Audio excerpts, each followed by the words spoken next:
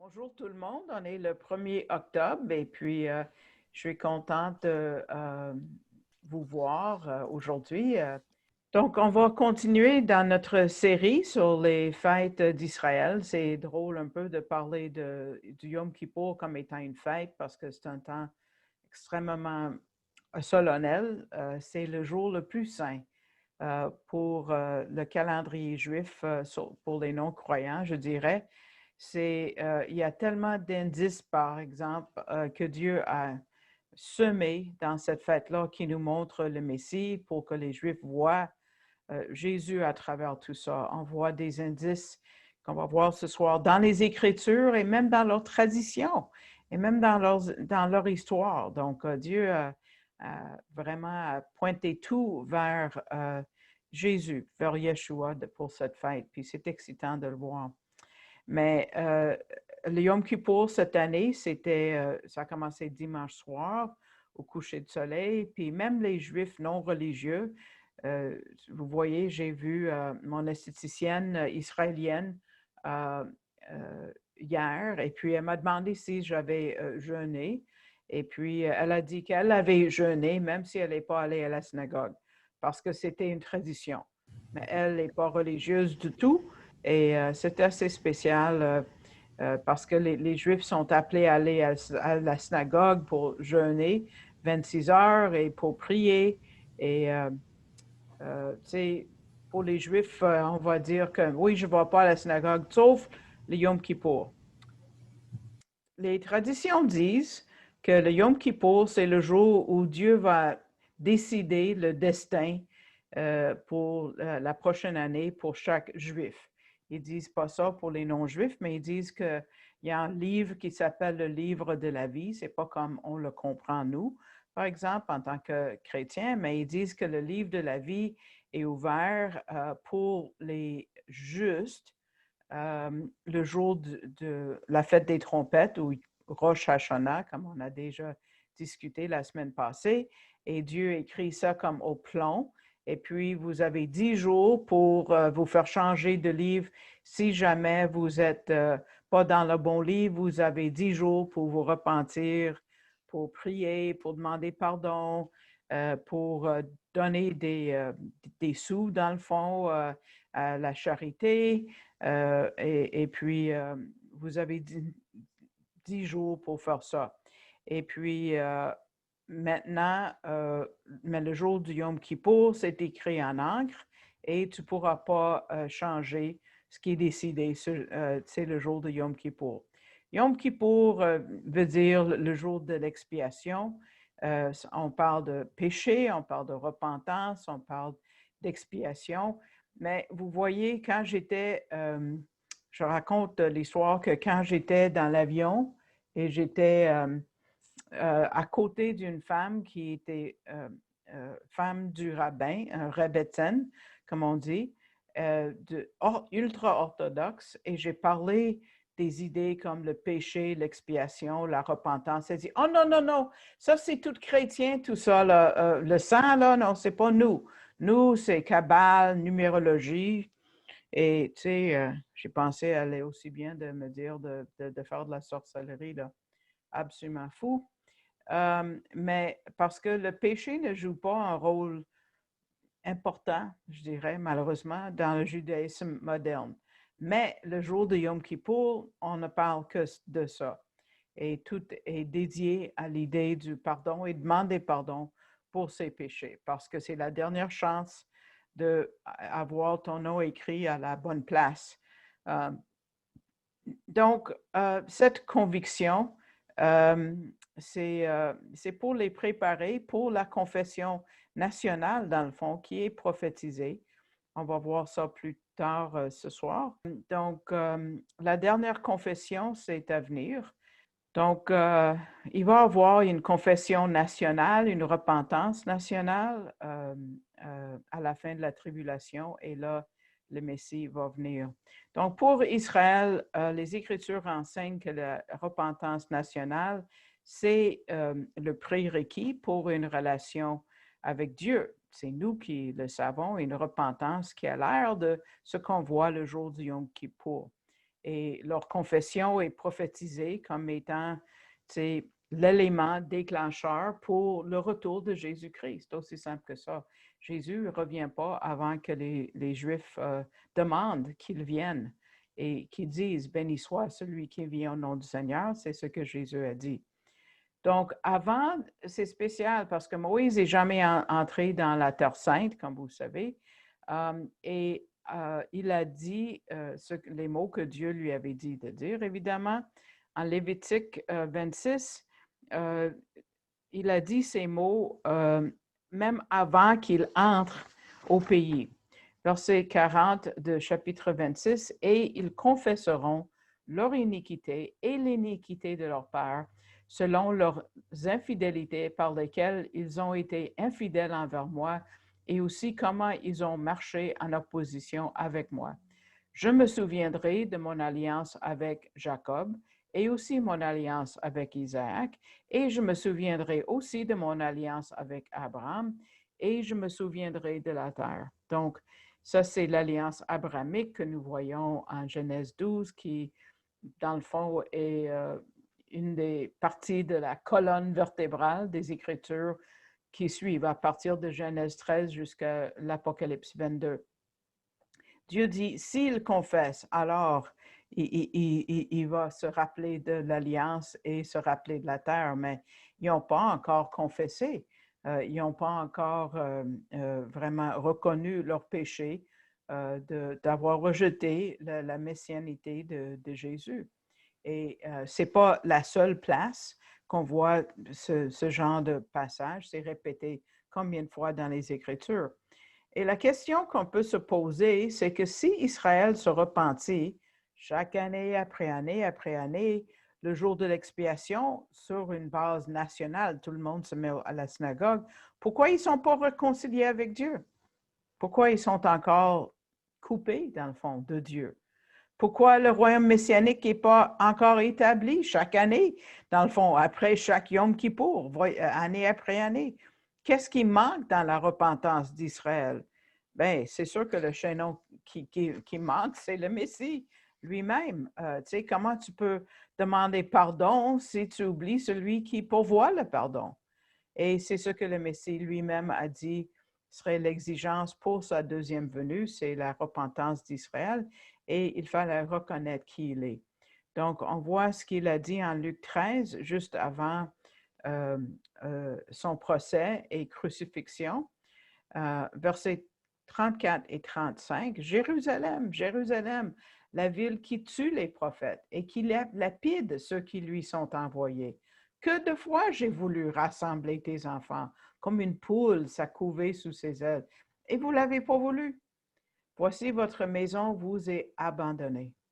Et je vous dis que vous ne me verrez point, jusqu'à ce qu'il arrive que vous disiez, béni soit celui qui vient au nom du Seigneur. » On entend son cœur. « Jérusalem, Jérusalem, je voulais vous ramasser. » Le Messie les aime. Israël est vraiment un peuple chéri pour Jésus, mais il ne peut pas prendre quelqu'un qui ne veut pas venir. Et vous voyez la condition, c'est qu'ils doivent dire « Béni soit celui qui vient au nom du Seigneur ». Malheureusement, c'est le Messie qu'ils haïssent. Combien de personnes m'ont déjà dit, mais Jackie, ils aiment Dieu, c'est juste qu'ils n'aiment pas Jésus. Mais Jésus a dit, si on me rejette moi, là, on rejette le Père. Donc, ça ne marche pas. Mais la bonne nouvelle, c'est que oui, la nation va faire appel à Jésus au bon moment. Un petit reste, malheureusement, vont regarder Jésus le Messie et vont le reconnaître. Et on voit ça dans Zacharie 12, 10, qui parle des temps de la fin. Et ça dit, ils regarderont vers moi, celui qu'ils auront percé, et ils se lamenteront sur lui, comme on se lamente sur un fils unique. Et il y aura de l'amertume pour lui, comme on a de l'amertume pour un premier-né. Donc, si jamais vous êtes dans un jeu, puis il vous faut une réponse à la question, quel est le verset qui relie l'Ancien Testament au Nouveau Testament? Voilà votre réponse, je vous le donne dans la poche. C'est Zacharie 12, 10, parce qu'on voit que ça lie l'Ancien et le Nouveau. Ça le dit en Zacharie qu'ils vont regarder vers moi. Ils le regarderont, c'est un événement futur. Celui qu'ils auront percé, ils ne l'avaient pas encore percé au temps de Zacharie, mais ils vont le faire dans le Nouveau Testament et ils vont se lamenter. Donc, ça, c'est un petit indice pour votre jeu de faits intéressants bibliques. Mais ils vont pleurer amèrement pour le fait d'avoir rejeté Jésus. Mais lui, il va venir les sauver. Parce qu'à la fin de la tribulation, ils vont être pour la plupart en Jordanie, à Petra, et à partir de là, ils vont se repentir. Et on voit qu'aussi, il va y avoir un reste d'autres nations, pas juste les Juifs, qui vont aussi confesser Jésus. On lit ça en Apocalypse 1, 7, quand ça dit « Voici, il vient avec les nuées, et tout œil le verra. Et ceux qui l'ont percé, et toutes les tribus de la terre se lamenteront à cause de lui. » Oui, amen. Là, il va y avoir le royaume messianique, il va y avoir de la paix, le Messie va régner, et on voit Yom Kippour comme un exemple de cette repentance nationale. Mais qu'est-ce que ça veut dire expiation? Ce n'est pas un mot que j'utilise en dehors des enseignements Ariel que je fais. J'ai un bel exemple pour vous, surtout vous qui aimez les animaux. Si vous allez en Écosse, où il y a énormément de moutons, de brebis, tôt ou tard, vous allez voir une petite brebis qui court dans le champ avec ce qui a l'air d'être un manteau sur le dos, un manteau d'une autre peau de brebis qui est attaché au dos. Et vous dites, pourquoi? Il y a déjà sa laine à lui ou à elle. Puis on va voir dans ce manteau, il y a des petits trous pour les pattes et tout ça, là, et pour la tête. Et si vous voyez une agneau comme ça, vous allez savoir que sa maman est décédée, sa maman est morte. Et si cette brebis n'a pas de lait, orpheline, ça va mourir. Donc, mais une autre maman ne va pas le prendre. Mais probablement, il y a une autre maman ailleurs dont la brebis est morte. Donc, on va prendre la brebis qui est morte, on va enlever la peau, on va faire un manteau pour la brebis orpheline et avec ça, sur le dos, ça ne va pas repousser. C'est la maman qui est en deuil de son bébé ne va pas repousser l'orpheline et elle va penser que c'est à elle. Heureusement, les troupeaux sont assez gros qu'il y a toujours cette possibilité-là. De la même façon, nous sommes devenus acceptables à Dieu parce que nous avons le manteau, nous sommes habillés dans le Messie. Ça, c'est une image de l'expiation que nous trouvons dans la nature. Dans la loi mosaïque, l'expiation veut dire couvrir le péché pour un temps limité. Pas enlever, pas laver, mais juste couvert. Comme je dis, si quelqu'un me reçoit chez eux et je laisse échapper une bouteille de jus de raisin sur le tapis, horreur. Et puis, on ne va plus m'inviter probablement, mais on peut le couvrir avec une petite carpette. Okay? Ça ne va pas enlever la tâche, ça va juste couvrir. Donc, l'expiation veut dire juste couvrir. Kapar, c'est le mot en hébreu. Mais quand Jésus est venu, lui, il n'a pas juste couvert le péché, il a enlevé comme chasse-tâche. Fini, parti, on ne le voit plus jamais. Et en fin de compte, le mot expiation n'existe pas en grec, on ne le voit pas. C'est remplacé par le mot réconciliation. Même quand l'Ancien Testament est traduit, a été traduit en grec, le Septante, on a remplacé le mot expiation avec réconciliation. Parce que le Messie est mort et ressuscité, et maintenant, si on le reconnaît, on n'a pas juste les péchés couverts, mais on est réconcilié à Dieu. Et donc, la repentance, dont on va parler le jour de l'expiation, peut juste être comprise si on comprend c'est quoi le péché. Le péché, c'est la raison pourquoi on a besoin de l'expiation. Si on a besoin de se repentir, et on a besoin de se repentir. Et le péché est la raison pourquoi Jésus a dû venir. Et évidemment, il faut le reconnaître. On ne va pas choisir un rédempteur si on n'a pas besoin d'être sauvé. Il faut être convaincu du péché. Et beaucoup de gens viennent à Jésus pour une raison ou une autre, mais ils ne comprennent pas que le point principal, c'est le péché. Donc, leur vie ne change pas. Ils ne voient pas le péché autour d'eux, ils ne voient pas le péché dans leur vie et ils s'en vont. Donc, ça n'a pas été une décision profonde, ça n'a pas été une décision réelle, dans le fond. C'était une fausse, ils sont venus juste parce que Billy Graham a fait un appel, puis bon, ils sont allés, là. Mais ce n'était pas quelque chose qui a vraiment changé leur vie. Quoique j'ai des amis qui sont venus à la fois par Billy Graham, puis je suis très contente pour cet homme de Dieu et ce qu'il a fait. Donc, si on connaît le Messie, c'est parce qu'on connaît c'est quoi le péché. Mais malheureusement, on n'a pas le droit de parler du péché, même dans notre société, on ne parle pas de culpabilité, on ne parle pas de péché.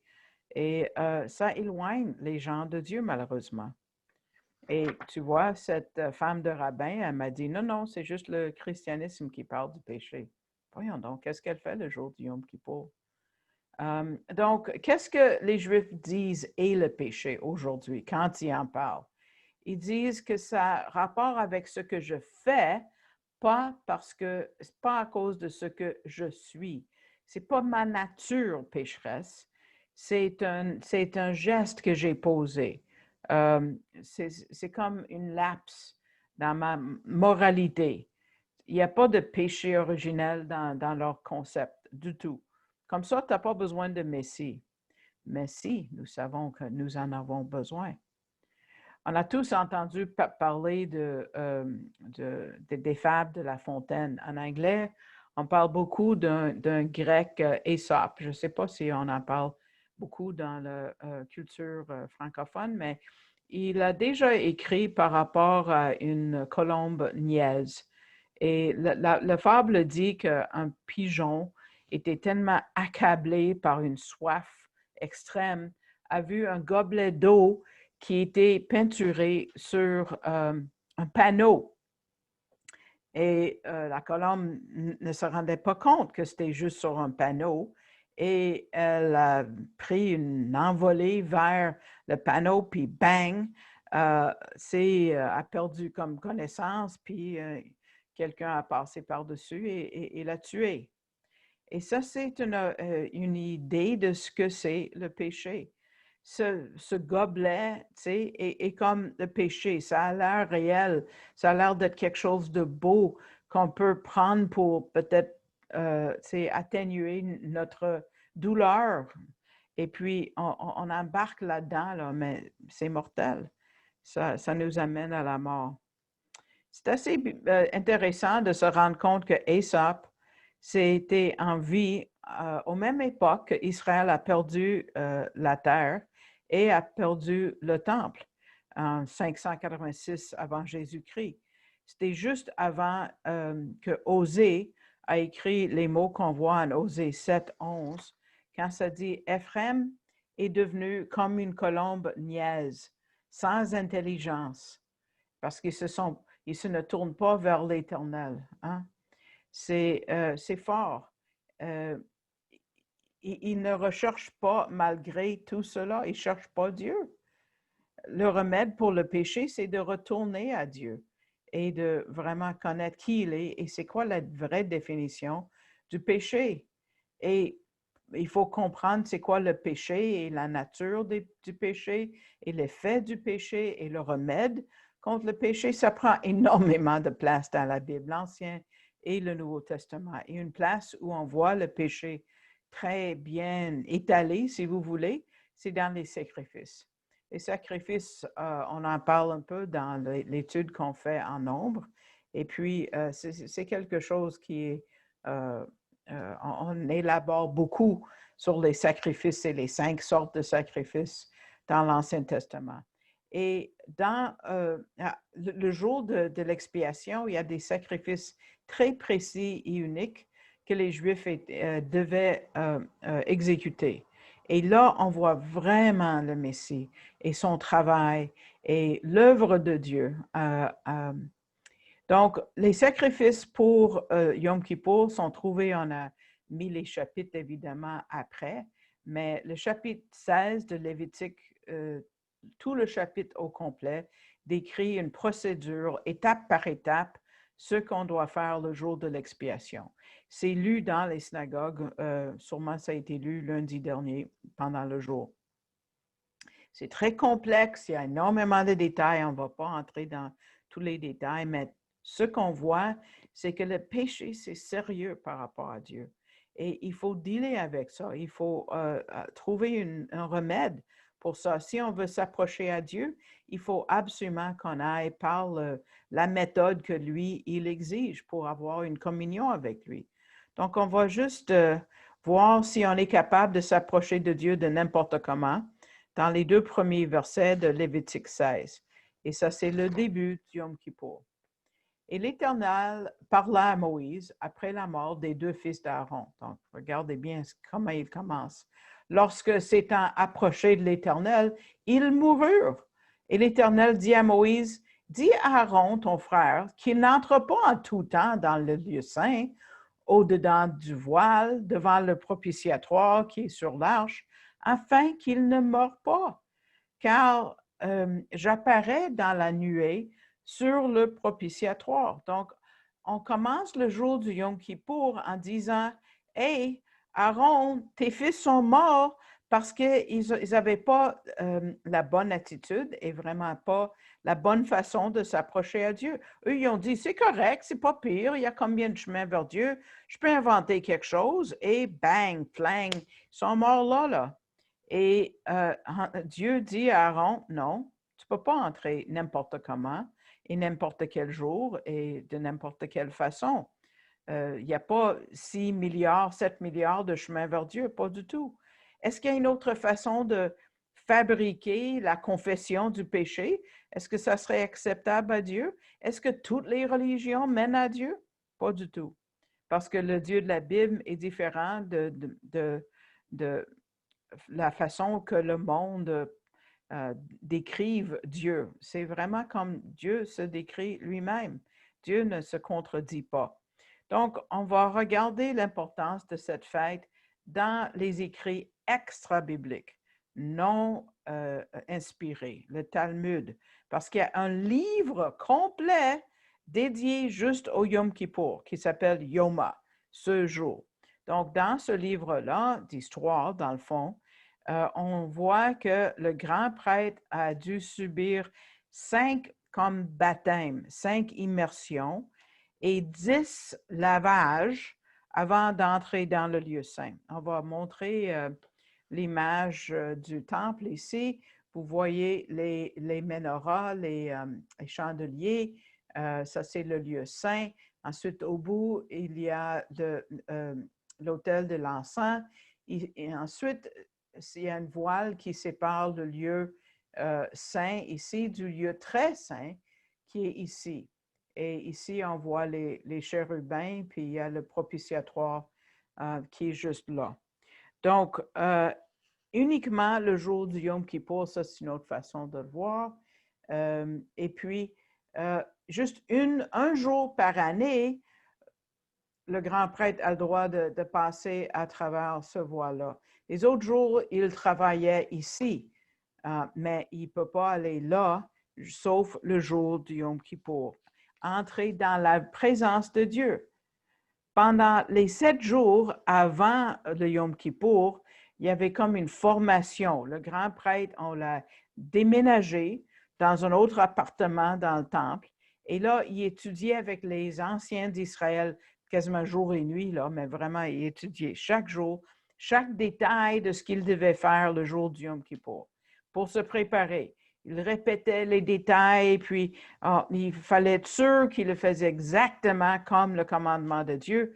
Et parce qu'ils avaient peur pour la vie du grand prêtre. C'est pour ça que Dieu a rappelé la mort des fils d'Aaron juste avant de commencer toutes les instructions pour dire « Hey, c'est sérieux! » Donc, aucun autre lévite pouvait le faire. C'est juste le grand prêtre qui devait le faire tout seul. Puis si il ne le fait pas comme il faut, on attachait supposément, selon l'histoire, une corde sur sa jambe, sur sa cheville, pour pouvoir le sortir de là sans entrer par la voile, juste pour pouvoir sortir le corps mort. Au cas où, il n'a pas fait exactement.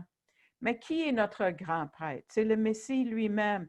C'est lui notre porte vers Dieu. On ne peut pas s'approcher à Dieu avec nos bonnes œuvres, notre bonté. On ne peut même pas aider le Messie à être notre médiateur. Aujourd'hui, j'ai vu quelqu'un qui est catholique et puis elle passe ses jours à prier à Marie.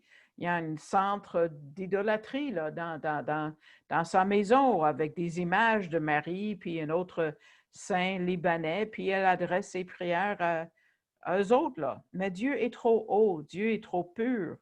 Il a envoyé le Messie pour être notre médiateur. On ne peut pas demander à quelqu'un d'autre de le faire pour nous. Donc, on va regarder exactement ce qu'on fait le jour du Yom Kippour. En Lévitique 16, on voit le sacrifice. Ça parle de 2 boucs. Un est sacrifié à Dieu et l'autre dans le désert. Celui qu'on laisse s'appelle Azazel. Donc, en verset 7 de chapitre 16, ça dit « Il prendra les 2 boucs et les placera devant l'Éternel à l'entrée de la tente d'assignation, et Aaron jettera le sort sur les 2 boucs. Un sort pour l'Éternel et un sort pour Azazel. Et Aaron présentera le bouc sur lequel le sort sera tombé pour l'Éternel et en fera un sacrifice pour le péché. » Et ça continue le verset 10, l'autre diapo. Et le bouc sur lequel le sort sera tombé pour Azazel, oups, non, je me suis trompée, on peut reculer. Et le bouc sur lequel le sort sera tombé pour Azazel sera placé vivant devant l'Éternel afin de faire propitiation pour lui, pour l'envoyer au désert pour être Azazel. Je veux juste vous décrire ou vous montrer quelque chose avec mes mains, un peu comment la procédure se passait. Donc, imaginez un bol avec un couvert genre cuir, OK? Et dans le couvert, il y a 2 trous. Donc, le grand prêtre met la main droite et la main gauche dedans. À l'intérieur du bol, il y a 2 pierres. Sur une pierre, c'était écrit « Pour l'Éternel » et sur une autre pierre, c'était écrit « Pour Azazel ».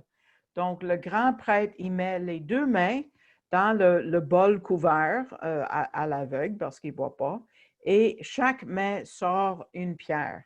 Et je vais continuer l'histoire tout à l'heure, mais je veux que vous sachiez, c'est comme ça qu'il décidait les sorts. Donc, Azazel. Azazel, c'est l'idée d'un bouc émissaire qu'on a dans le français et désigne quelqu'un qui prend le blâme pour d'autres personnes. Il y a beaucoup qui est écrit au sujet d'Azazel. Il y en a qui disent « Ah, c'est le nom du bouc ». D'autres disent « C'est le nom de la place où il s'en va ». D'autres disent c'est Satan ou un démon ou un esprit. D'autres disent, c'est le verbe, c'est l'idée de renvoyer et tout ça. Mais moi, je veux juste souligner que ces deux boucs sont deux images du Messie. Parce que l'œuvre du Messie a commencé quand? Quand est-ce qu'il a commencé son ministère? Qu'est-ce qu'il a fait juste avant de commencer son ministère? Il a été envoyé dans le désert, n'est-ce pas, pour être tenté par Satan. Donc, c'est un type du Messie parce qu'il est allé confronter Satan et l'autre bouc, évidemment, est tué et ça symbolise sa mort. Donc, on va voir comment ça se passe en Lévitique 16, versets 21 et 22. Ça, c'est celui qui est renvoyé. Et Aaron posera ses deux mains. D'habitude, pour un sacrifice, tu poses une main, pas deux. C'est le seul moment que tu fais deux mains. Deux mains sur la tête du bouc vivant et confessera sur lui toutes les iniquités des fils d'Israël et toutes leurs transgressions, selon tous leurs péchés. Wow, ça devait être long. Il les mettra sur la tête du bouc et il l'enverra au désert par un homme qui se tiendra prêt pour cela. Et le bouc portera sur lui toutes leurs iniquités dans une terre inhabitée. Et l'homme laissera aller le bouc dans le désert. Donc, comme j'ai dit, pour l'offrande pour le péché, il y a une main, mais là, c'est deux mains. On peut penser au mot que ce n'est pas sur un diapo, mais en Ésaïe 53, 6, ça dit que l'Éternel a fait tomber sur lui l'iniquité de nous tous. C'est exactement ce qu'on fait avec ce bouc-là, parce que sur lui a été placé tous nos péchés passés, présents et futurs. Et ce bouc est envoyé au désert, une place qui est comme coupée, une place qui est à part. Et on voit de quelque chose qui est mis à part. Et ça dit en Ésaïe 53, verset 8, que le Messie sera retranché de la terre des vivants et frappé pour les péchés de mon peuple. Ésaïe 53, 8. Donc, c'est fort. C'est fort. Et lui, il est mort pour que nous ayons la vie et la vie éternelle. Et c'est une histoire qu'on peut trouver dans la Bible pour tout le monde à voir. Mais il y a quelque chose que je vais vous raconter qui est dans encore là, leur livre d'histoire. Ce n'est pas inspiré, je ne le dis pas, mais c'est une légende. Mais c'est intéressant. Qui parle de Jésus. Comment ça? Bon, on va le baser sur le verset en Ésaïe 1, 18 que j'ai raconté la semaine passée quand Ésaïe dit, et c'est un bon verset pour utiliser avec les Juifs non-croyants, « Si vos péchés sont comme la cramoisie, ils deviendront blancs comme la neige. » Donc, c'est devenu une coutume d'attacher une corde rouge autour du bouc qu'on envoie dans le désert, le bouc émissaire. Et selon la légende, le ruban rouge, après quelques jours, on trouvait le bouc et le ruban était devenu blanc. Et encore là, c'est une légende. Mais les rabbins ont compris que Dieu avait pardonné les péchés d'Israël pour cette année-là. Et année après année, après année, après année, ça fonctionnait. Le ruban devenait blanc. Mais ça a arrêté 40 ans avant la destruction du temple. Donc, on va faire un peu de mathématiques, même si le livre de Nombre, j'enseigne samedi. Quelle est l'année que le temple a été détruit? Mais c'était en 70. On soustrait 40 de 70 et on tombe, même si je ne suis pas bonne à maths, à 30. Quelle est l'année que Jésus a été crucifié? 30. Et je vais vous montrer exactement deux passages du Talmud, du livre de Yoma, qui décrivent un problème qui a commencé dans l'année 30. Nos rabbins ont enseigné que pendant les derniers 40 ans, avant la destruction du temple, le sort pour le Seigneur n'est pas monté dans la main droite.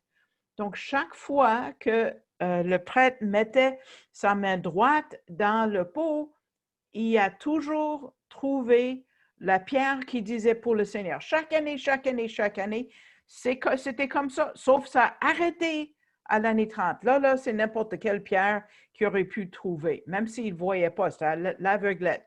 Donc ça a arrêté. Qu'est-ce qui d'autre a changé? Ni le ruban rouge n'est devenu blanc. Wow, une autre affaire. Et là, je vous décris deux autres affaires. Ni le chandelier, c'est le menorah, je vous ai montré 12 qu'il y avait dans le temple, restait allumé. Et quatrième chose, les portes du temple ouvraient tout seuls. Wow. Non, on va rester avec cette diapo-là. Donc, ça, c'est toute une description des événements très, très, très spéciaux. Mais, c'était assez important pour qu'ils l'écrivent dans leur livre d'histoire.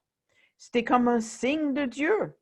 Mais pourquoi est-ce que ça a arrêté? Nous savons, parce que leur Messie était présent et lui a été tué pour l'expiation de leur péché. Donc, leur péché est resté. Donc, le ruban est resté rouge. Donc, ils ont reconnu que quelque chose avait changé. Donc, Dieu a laissé ça dans leurs écrits pour qu'ils voient leur Messie, même si ce n'est pas des écrits inspirés. Et le chandelier restait allumé. Comme vous voyez, le chandelier que j'ai ici, là, la lumière du milieu, c'est celui qui avait toujours de l'huile dedans. Et c'est ce qui restait toujours allumé. Et puis, on utilisait ça pour allumer les 6 autres. Mais celui du centre, il y avait toujours de l'huile dedans. Mais ça s'éteignait tout seul, avec de l'huile et du feu, et ça ne brûle pas. Donc ça, c'est spécial. Donc ça, c'était un signe pour eux. Ils auraient dû, et ils l'ont reconnu qu'il y avait quelque chose. Et aussi, les portes, ça prenait 10 personnes chaque pour ouvrir chaque porte. Et là, les portes s'ouvraient tout seules pour dire, hey, la voie est libre pour tous maintenant. L'expiation a été accomplie une fois pour toutes. Nous savons que, bon, le voile a été déchiré aussi. Donc, tout, ça c'est dans leur légende à eux, là, tu sais, quand même, tu sais, pour le champ pour la lumière là, mais nous savons dans les Écritures que le voile. Donc, qu'est-ce qui se passe? Quel est l'accomplissement prophétique du Yom Kippour? On va les voir tantôt, mais il n'y a pas de repentance sauf avec le Messie. Il y a un jugement. Et on voit un temps de jugement qui s'en vient, qu'on appelle la Grande Tribulation. Presque tous les prophètes de l'Ancien et du Nouveau Testament en parlent. Et ça, c'est le Yoma du Seigneur. Là, on va changer de diapo, puis je vais juste faire un petit survol, même si j'ai déjà fait ça la dernière fois. Donc, ça, c'est les fêtes du printemps. Ça, c'est les fêtes d'automne. Donc, chacune des fêtes d'Israël représente quelque chose dans la vie de Jésus. Donc, on peut avancer un diapo, je pense. Oui. Donc, la première venue a été accomplie par la mort et ça a été, la Pâque a été accomplie par sa mort. La fête du pain sans levain, c'est les 7 jours qui suivent. C'est vu comme une fête. Donc, on reconnaît la mort de celui qui était sans levain, sans péché, Jésus. Ensuite, il est ressuscité le jour de la fête des prémices, qui était le jour qu'on présentait les prémices de l'orge. Et Jésus est le premier à être ressuscité sans mourir de nouveau après. Donc, ça a été accompli par la résurrection. Ensuite, 50 jours après, c'est la Pentecôte et on voit Juifs et gentils qui entrent dans l'Église et puis ça a été représenté par 2 pains avec le vin devant le Seigneur. On a 4 mois pour moissonner. C'est nous maintenant, on est à l'époque de l'Église. Moissonner, c'est l'idée quand Jésus a dit les champs sont blancs pour la moisson. C'est l'évangélisation, c'est tout ce que l'Église doit faire, prêcher la parole. Et donc, ensuite, on a les fêtes de l'automne qui sont trompettes. Ça a été vendredi, il y a 12 jours. Ensuite, le Yom Kippour, la fête de l'expiation, ça a été dimanche dernier. Tabernacle commence demain soir. Et ça, les accomplissements sont l'enlèvement, on en a parlé la semaine passée, où la dernière trompette va sonner, bientôt, peut-être ce soir. La fête de l'expiation va être accomplie par un temps de tribulation qui va tomber sur toute la planète pour les raisons que j'ai étalées la semaine passée. Et la fête des tabernacles dont on va parler avec la dernière étude qu'on fait les jeudis soirs, jeudi prochain, qui est accomplie par le royaume messianique. Ce sont toutes des choses. Et il y a une autre façon, je pense, de voir les fêtes dans le diapo qui suit. Ça, c'est une façon de voir avec un autre calendrier. Encore la première venue, on a la Pâque juive. Le lendemain, et pendant une semaine, la fête du pain sans levain. Les prémices, c'est le jour après le jour du sabbat. Donc, le sabbat a pris fin samedi soir au coucher du soleil. Puis pendant la nuit du coucher du soleil, samedi à dimanche matin, Jésus est ressuscité. Le 3e mois de l'année d'Israël est la Pentecôte. Et ici sont les 3 fêtes d'automne que j'ai étalées tantôt, qui se passent dans l'espace de 2 semaines.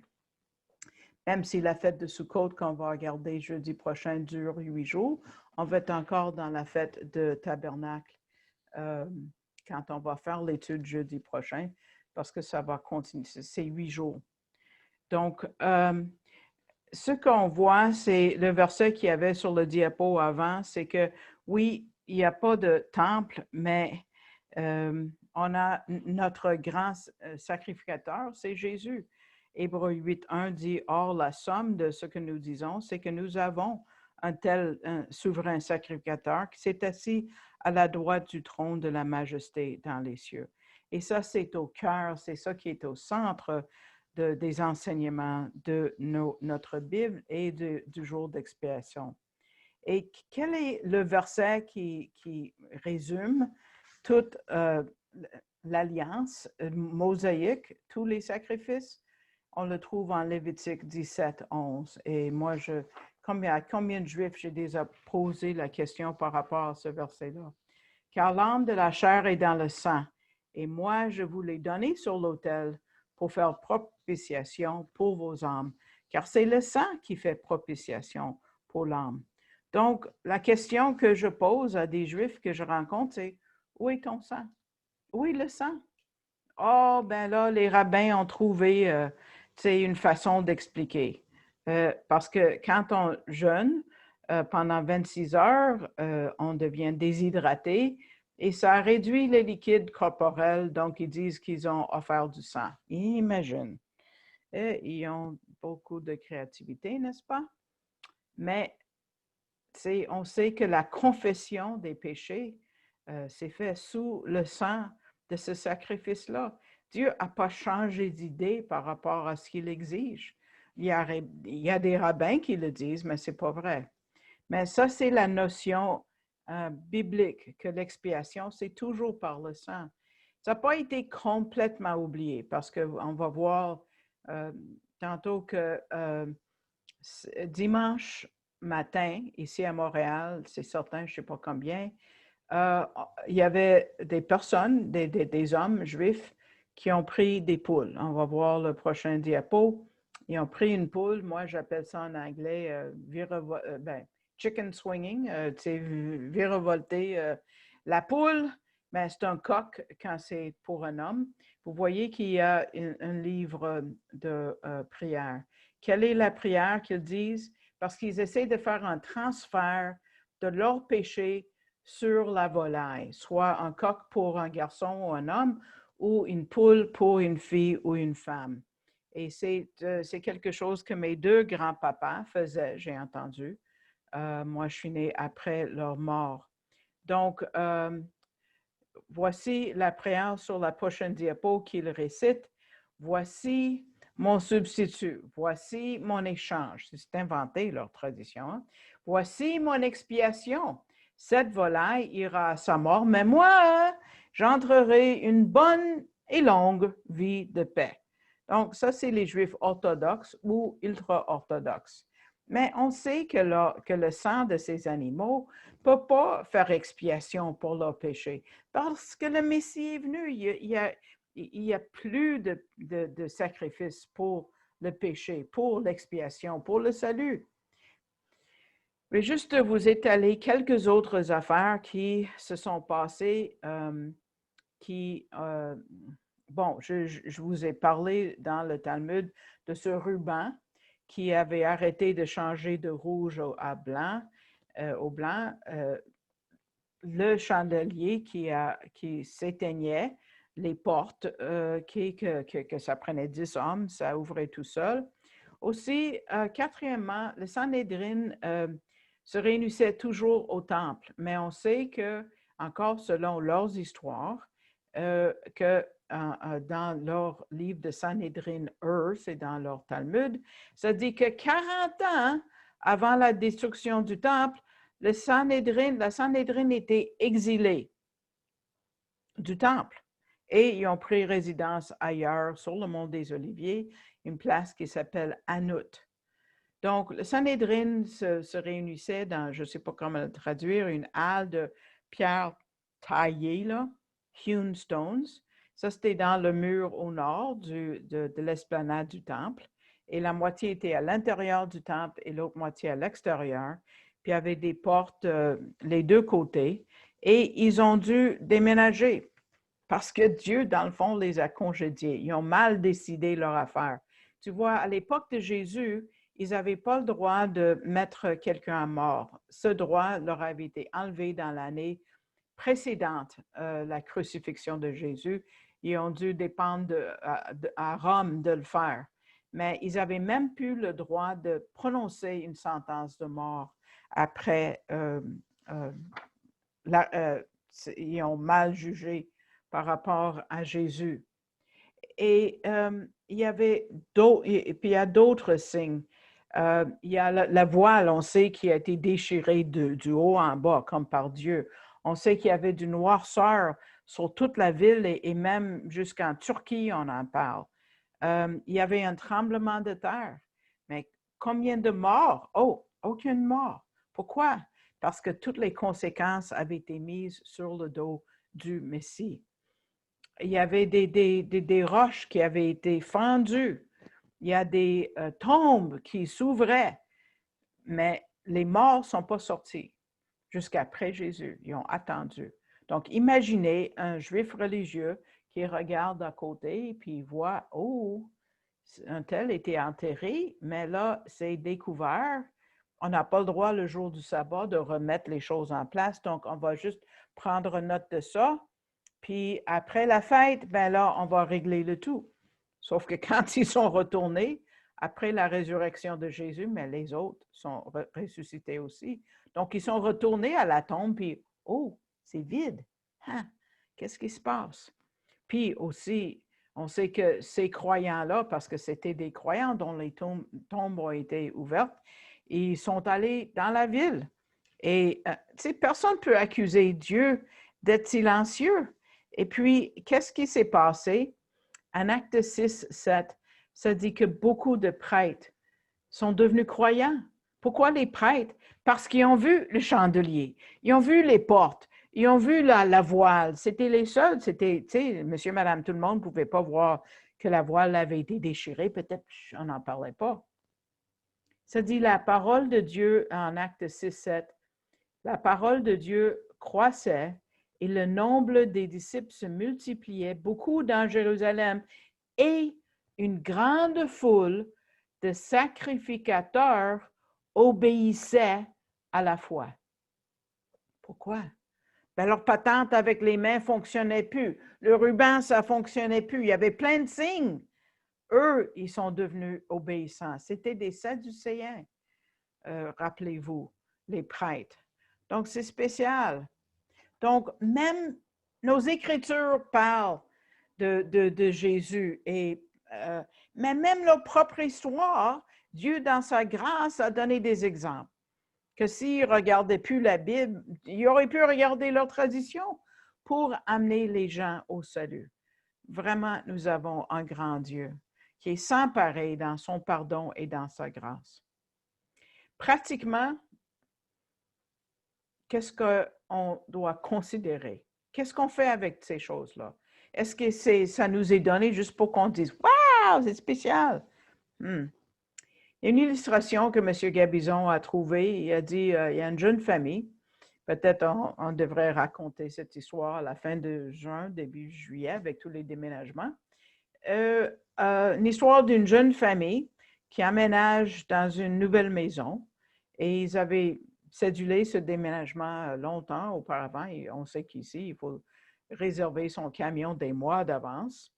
Mais quand le jour du déménagement arrive avec les déménageurs, le mari dit « Oups, j'ai une réunion, on vient de m'appeler au bureau, puis il faut que j'y aille. Je ne peux pas aider. » Donc, la femme, sa femme doit tout dealer avec tout ça elle-même. Donc, ensuite, les déménageurs étaient là et le camion part et la femme est entourée de boîtes qui doivent être déballées. Il y a le poêle, le frigo, sécheuse, laveuse qui doit être branchée, tout ça. Il y a le bébé qui pleure. Un enfant de 5 ans qui a décidé de prendre un de ses jouets à métal, puis, a cassé la vitre, puis il y avait la vitre partout. L'enfant n'était pas blessé, mais quand même, il y avait de la vitre partout, puis qu'est-ce qu'on fait? Puis là, la femme était tellement à l'envers, il fallait qu'elle dise à son mari, « Hey, il y a du trouble. » Mais quand elle appelait au téléphone, c'est la secrétaire qui répond. Elle dit, « Ah, il est occupé dans la réunion. On ne peut pas la perturber. » La secrétaire a dit, « Voulez-vous laisser un message? » Et la femme savait que si elle laissait un message, il pouvait vraiment prendre son temps avant de rappeler. Donc, elle a pensé vite. Elle a dit, « J'ai juste une petite phrase qu'il faut que vous lui disiez. Dis-lui que les assurances vont tout couvrir. Appelez à la maison pour des détails. » Aussitôt que le bonhomme a eu le message et appelé, hein, n'est-ce pas? Donc, M. Gabizon dit, nous, on a besoin d'apprendre comment vraiment arrêter le monde. Il faut nous, on peut crier et dire, « Hey, il faut faire quelque chose comme cette jeune femme. » Mais il faut qu'on prêche la parole. Il faut qu'on dise que le péché, c'est sérieux. Jésus revient bientôt. Il y a juste une façon et pas 56 façons, demande au fils d'Aaron.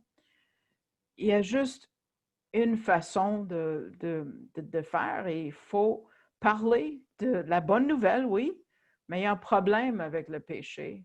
Il y a juste une façon d'avoir le pardon, l'expiation, et ça, c'est par le sang de Jésus. Donc, peut-être il faut leur faire voir la gravité de la situation, même si je sais que ce n'est pas très à la mode de parler du péché. Et peut-être là, ils vont bouger un peu plus vite. On a beaucoup à leur dire. Donc, on